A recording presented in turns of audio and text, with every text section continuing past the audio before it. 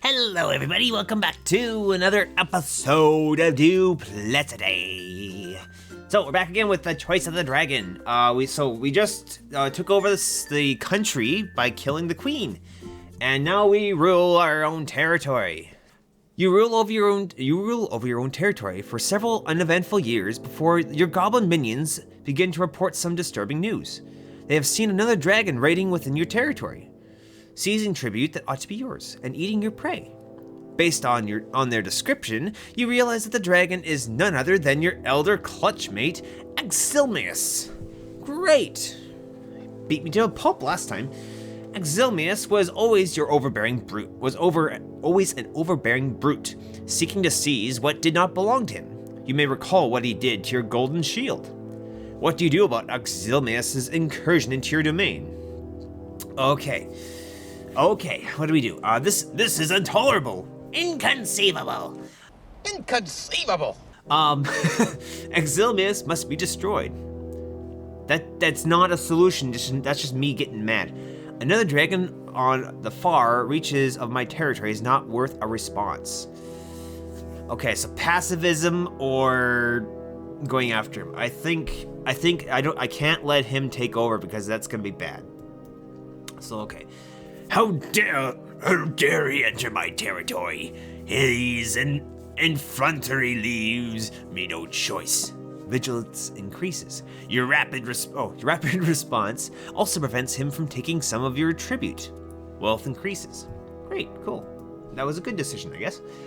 As your elder clutchmate, Exilmius is a foe worthy of respect. How do you plan to defeat him?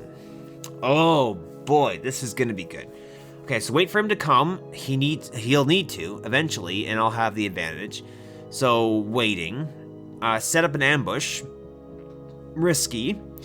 Confront him in the air, relying on my superior aerial maneuvering skills. How do I know? Because I haven't seen him in years. How do I know I'm actually superior? Just head in the general direction and beat him into the ground like the cur he is.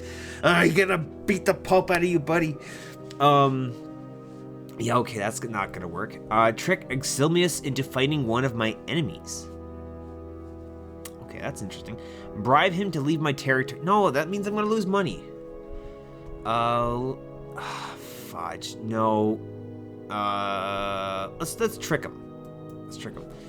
Exilmius is dangerous, but you can turn that into advantage by arranging for him to battle one of your enemies. Besides, if two of your enemies fight, you always end up ahead. Some of your subjects have complained to you about a wizard, Vormius, I don't know, something like that. You haven't bothered to learn her name yet, since she clearly isn't a threat to you. Apparently, she's been performing strange experiments on local people and other animals in the kingdom, and she defends her territory vigorously. If Exilmius can eliminate her, so much the better. How do you arrange for Exilmius to fight her? I lure or I spread rumors. Okay, so if I lure him, he will know it's me. So if I spread rumors, that will keep it separate from me, and that will be good. Because he may not know I'm actually here. I know he's here, but he may not know I'm here. Exilmius won't be able to resist the opportunity to seize a treasure trove. You contact your network of minions and spies, sending the word forth that Vermius has a vast fortune awaiting to be plundered.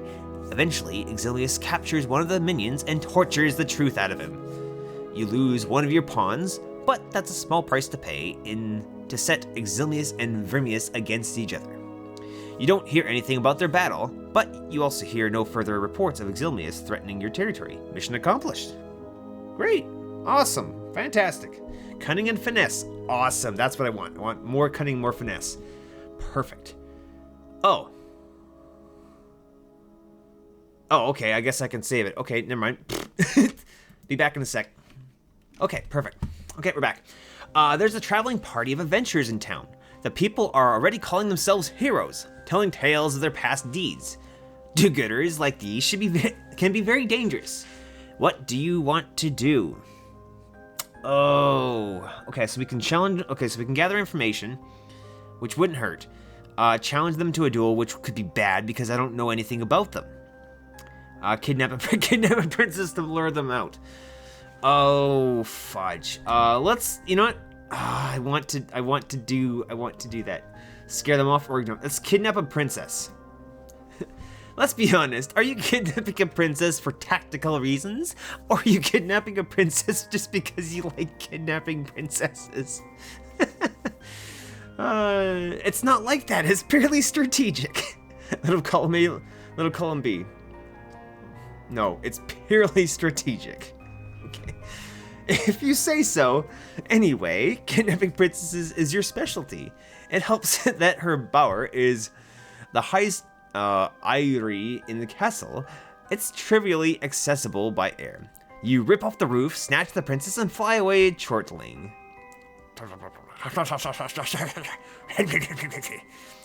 Bound securely in your domain, the princess offers you vast riches if you set her free. Do you accept her offer?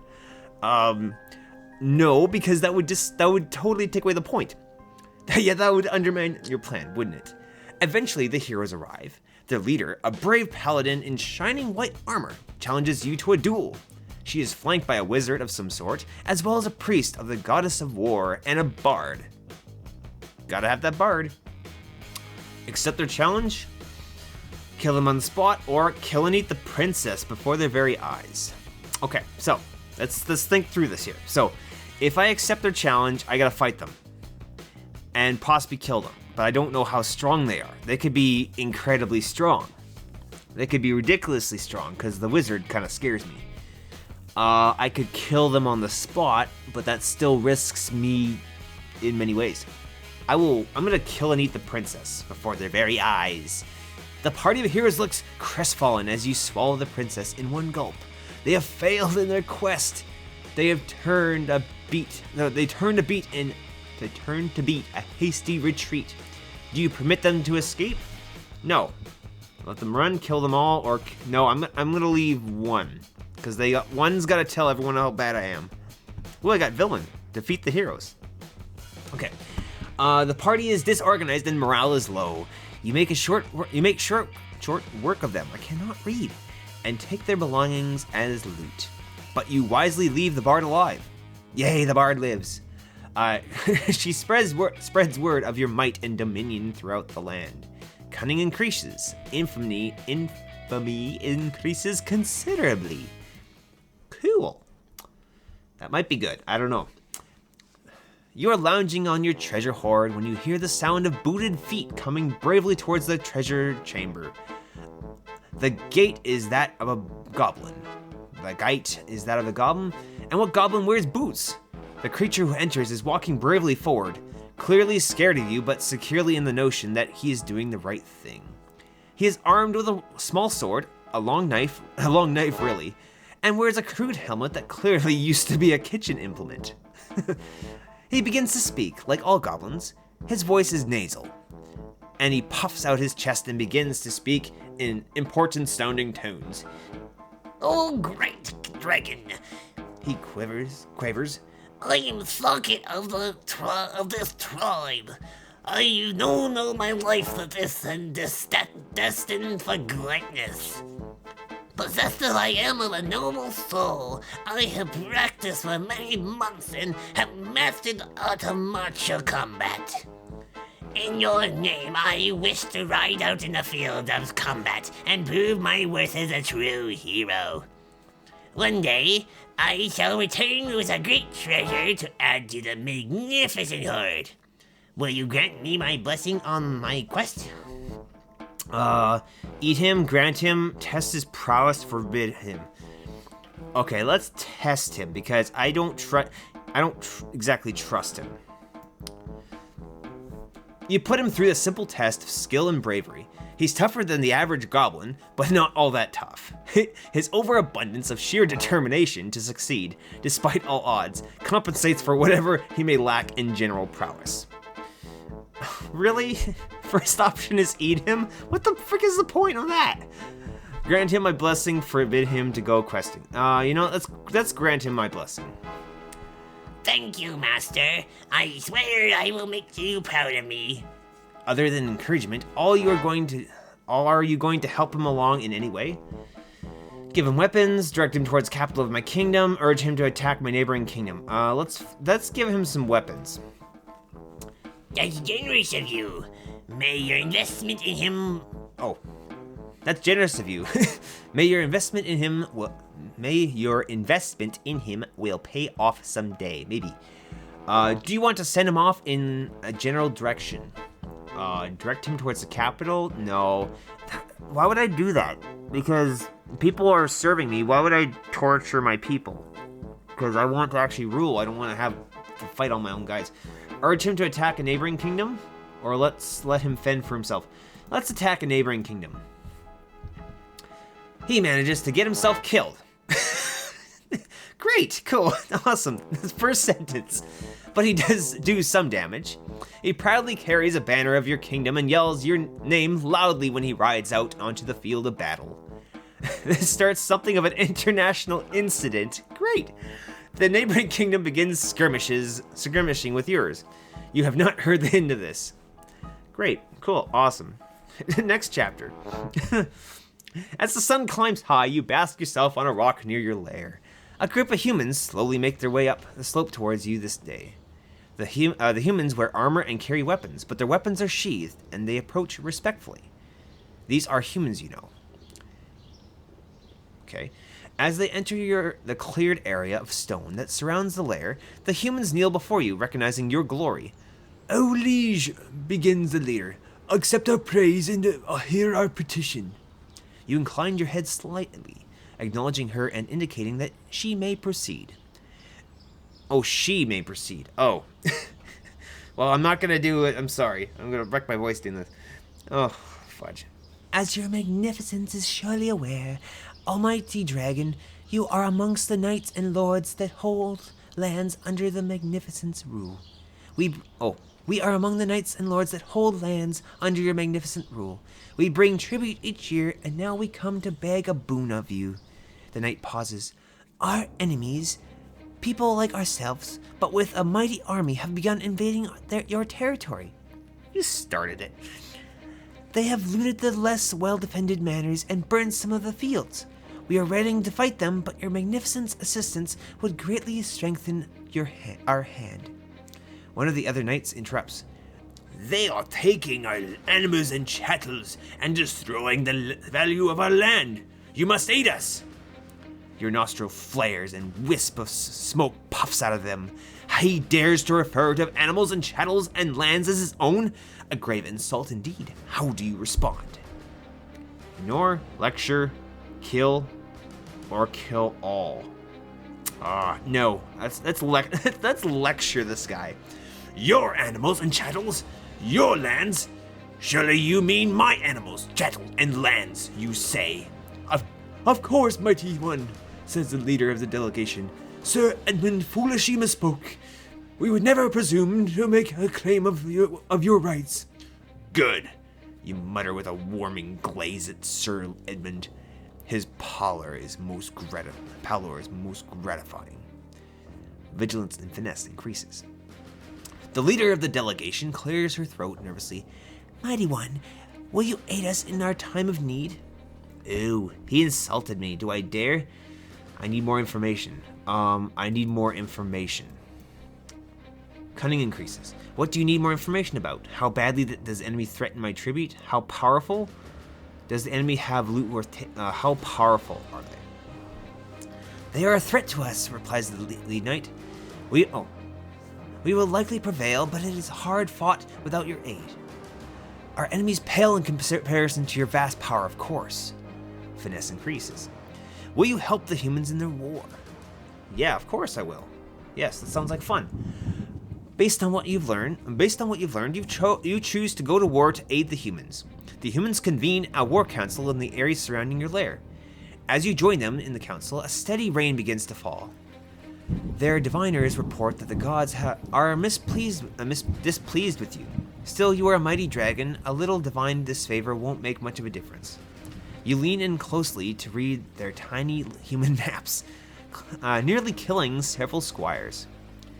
With your support, your minions plan to engage their enemies in a single large field battle.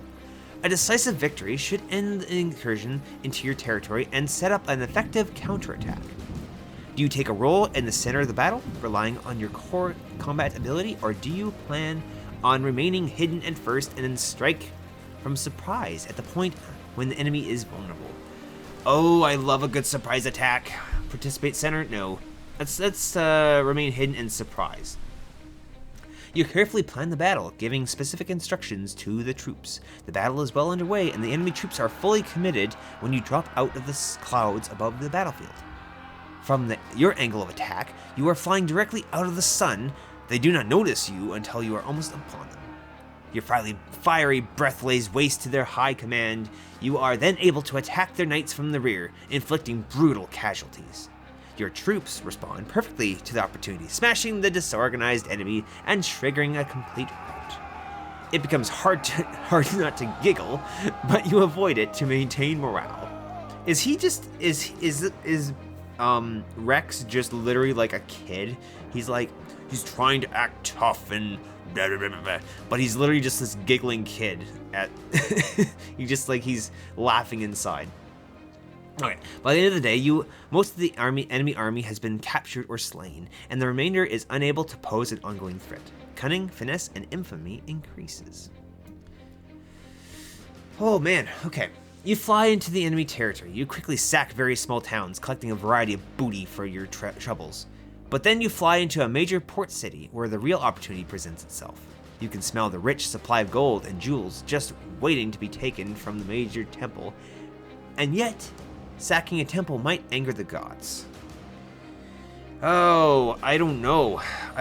I feel like it might be a bad thing to do. I'm not gonna loot it. You take as much other wealth as you can gather, but you leave the temple alone. The missed opportunity for gain is outweighed by avoiding further problems. Your wealth goes up, but not as much as it could have. In gratitude for your assistance in the war, your human minions provide you with a particularly large tribute this year. Nice work. Cool. What are my stats? Okay, so I'm uninjured. Why is that a thing? Infamy. I'm very infamous now. That's good. Disdain.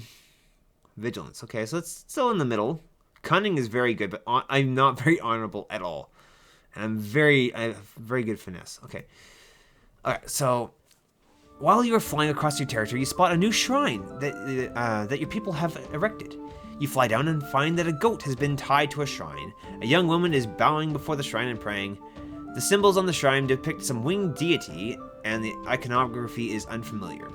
You there, you call out. To whom is this shrine dedicated? The woman looks over her shoulder at you, her eyes widened in surprise, and she quickly turns, throwing herself prone before you. She speaks without lifting her head. Oh, mighty dragon, this shrine is dedicated to you. Please accept my praise and offering. I know it is not much, but it is the best I could afford. It seems the people in your territory have started to worship you. What do you want to do about that? This is heresy! Worshiping me is now forbidden. Whom will they worship? Oh, is there business? Yes. Oh, fudge. This would be like a 180. I'm kind of like a bit of a power-hungry kind of a creature, so let's go with that. It is well that you recognize my divine glory. You place one clawed hand lightly upon the woman's form. Accept my blessing, and go forth knowing that the dragon guides your actions.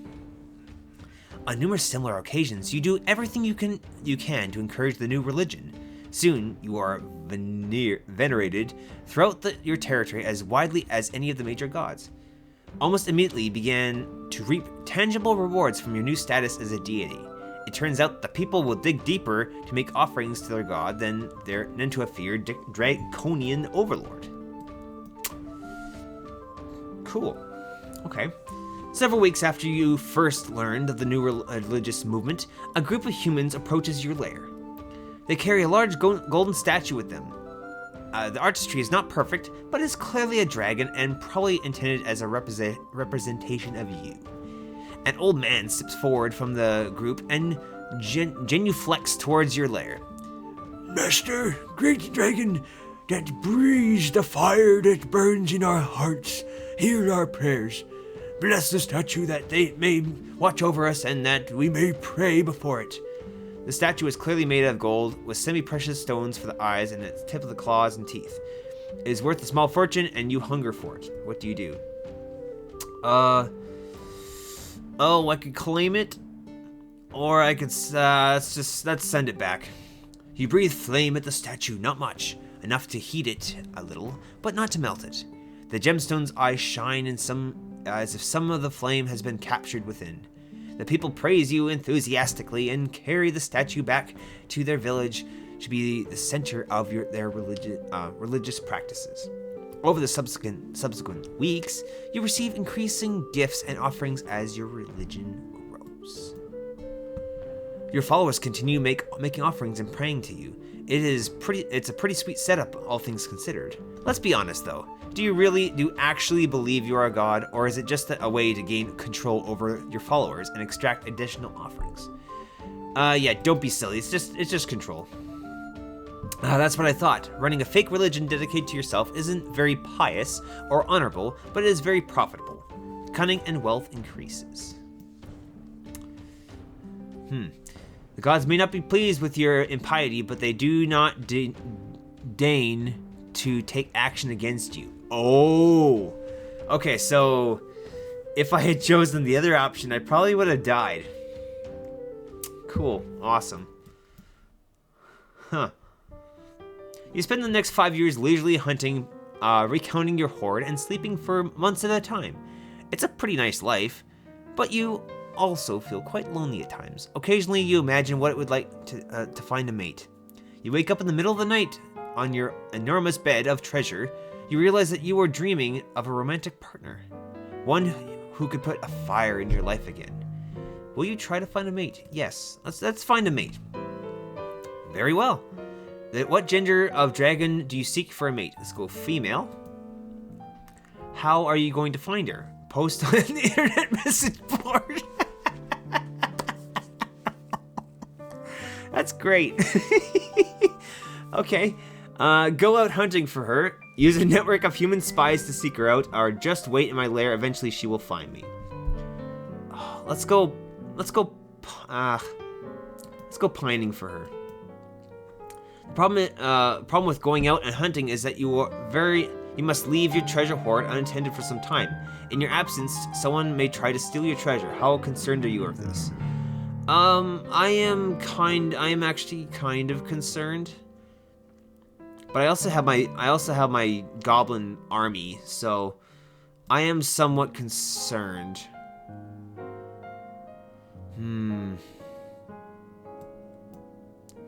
That's only reasonable. How far are you willing to go hunt for a mate? Not too far. I think I have my hoard to think about. A significant. Oh, jeez. I can always get more gold, but I think I would have a better chance of finding somebody if I go further. So let's go further. You travel hundreds of miles sniffing the air for the scent of a fellow dragon. Unfortunately, you are unable to completely defend your lair from thieves who are abroad. You return to find that a fraction of your treasure trove has been stolen. Nothing too pricey, but you'll miss that jewel-encrusted goblet. Gosh dang it. Man. Okay, fine. Eventually, you find a suitable mate in a nearby kingdom. More than one, actually. To the north, you find a green dragon with a long spiked tail and a kite-shaped plate on her back. She terrorized the countryside with her fiery breath. Okay. To the west, there's a subtle, elegant black serpent. They say that she sometimes takes human form and walks among the people, whispering in the ears of kings. Interesting. To the south, you encounter an enormous scaly sea monster when she breaches. She leaps out of the water 7 times without exposing all of her scales to the air. She has dragged countless ships to the bottom of the sea, where she keeps vast hoard of ancient treasures. To the east lives a strange 5-clawed luck dragon with flowing whiskers, revered by the humans all around her as like unto a god. Which of these mates do interest you? Okay. Okay, I'm gonna end this here. I will leave this decision up to you guys. Hopefully, yeah, I don't know. I don't know what to choose. So, we could go with the green dragon, or the sea serpent, or the sea monster, or the luck dragon. So, let me know what you guys think down in the comments below. And we'll continue with this one next time. But thank you guys for watching. This has been Choice of the Dragon on Duplicity. If you guys liked it, smash the like button, or leave a comment down below to let me know what you thought or what your ideas are. And I guess I'll see you guys in the next episode. Bye-bye.